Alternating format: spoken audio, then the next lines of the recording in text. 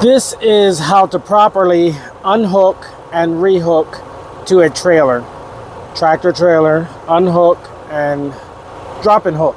This is the proper way. When you have your trailer in line with the truck, the first thing you want to do is pull your red and yellow lines. You just set the brakes. Now,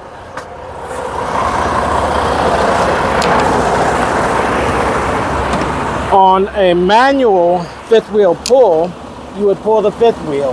Now, if you couldn't do this and it was jammed, you might have to back the truck up into the fifth wheel. So you would pull the truck lines, release the truck lines, but not the trailer, and bump into it, which will make the fifth wheel come loose easier. Now you're going to pull your air lines. First, you pull the blue line, take it off. Check the seals while you're at it every time. On both, check the seals. My electrical line, I have this, which is called a pigtail. So for when you have loose connections, this pigtail will make it tight so your lights don't blink. Then the red, and you're going to check the lines or the seals on those. This one's missing a top, obviously, for the lock here. As you can see, it's missing its top, so I need that seal to keep it tight. Now, this is a part that a lot of people, it seems, don't know how to properly drop the trailer legs. So I'm going to show you here. First, you figure out which way you're going to bring them down, which in this case looks like this way. So I'm going to spin and spin. One hand on the trailer, one hand on the wheel or the turn, and you turn down. When that hand gets tired, you can switch, but one hand right here on the top. Turn. You stand back to make sure your body is clear of the turning. And I'm going to go to about 2 inches right there above the ground. And if you can see that, it's not on the ground. I can even go up a little higher if I wanted. There. It's not on the ground. You can see the shadows. That is an important step in dropping the trailer. Now, I'm going to try to show you here what this looks like. And what we're doing, first I'm going to release the fifth wheel, because I have an automatic fifth wheel, which you'll hear now. The fifth wheel was just released. I'm going to pull forward a touch. Let me do that again. I'm going to pull forward a touch. You can see the wheels. Now I'm going to drop my air, and that lowers it. That lowers the airbags, which lowers the trailer. And now, as you'll see, I'll pull very slowly out. Very slowly. Once the air is released, I'm going to stop right after my truck is clear of the trailer to make sure that the trailer stands. If you've ever had a trailer drop on you and you had to pump back up, one time is all you need to know that you will not leave without that trailer being secure. And you pull forward to make sure. And once you know it's secure, you can pull away. And there you have dropped the trailer and made it easy enough for the next person to pick up that trailer. Now, hooking up to a trailer, the very first thing is you get your wheels lined up to the end of the trailer. If you can see, the wheels are pretty much to the inch of the trailer. That's first. My fifth wheel is open, meaning the bar is out. If it isn't, you would pull it out, but it should be out since you are riding bobtail. And then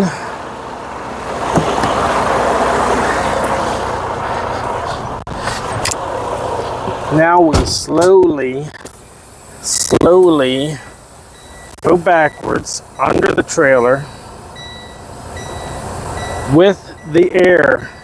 We raise the air back up. Remember, we took that lever off? We go until we can feel the fifth wheel hit the trailer. If it doesn't, like this, bring it out and check on why we don't feel it. We wanted to make sure that that fifth wheel has no light between the fifth wheel and the trailer, which it doesn't, but it was smooth. There's a little touch. So what I would do is I'm gonna lower the trailer. I'm gonna lower the trailer just enough so I don't see any light. That might be a test. God damn.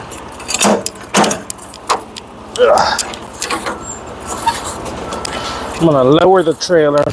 Yeah, this is hard. Somebody did this wrong as usual. This is why I'm making this video. Lower it until I don't see any light between the fifth wheel and the trailer. Then I know it's gonna hook up. So what we're doing now,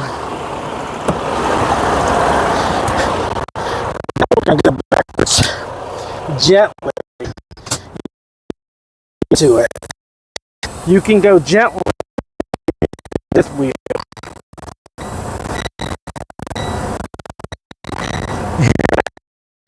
Then I'm gonna put this in fourth gear. I'm gonna put against block and go. So at a time release, feel that pull right there. I mean, but still, we're gonna accept that as truth. What we're gonna do is we go back with our flashlight, because even in the light it's dark underneath. Turn on the flashlight and go underneath to actually visually make sure that the jaws have went around the fifth wheel. Now, like before, we're gonna hook up our hooks. We're gonna look at our blue line, make sure the seal is good. Look at the trailer, make sure that seal is good. Twist it and turn and hit it on. This, we're gonna make sure all the bars are there inside the electrical, and we're gonna plug it in the one way it goes, and it's loose. So we're gonna take our pigtail and put that in and push it until it's tight. Now this is in tight. We're gonna take our red, make sure the seal is good. Seal is good on the trailer. Twist and hit. Now that's all hooked up. This is where a lot of people make that mistake. The ones that tighten this all the way, they go until it's tight as it can be, make it hard, so you're spinning and spinning and spinning just to get the legs up, because they put the legs all the way to the ground. That's why it's very important to leave at 2 inches. Now as I'm going up, twisting up, I can't even do, there's 2 gears. This is a low gear. The high gear, I can't get because it's still too tight. This one's actually better than others I've seen. But I'm twisting and twisting. And see, this is, they overdid it. You do not need to lower the legs this much. Try this in this gear, the high gear. I need all this just to get the legs started. Now see, that was ridiculous right there.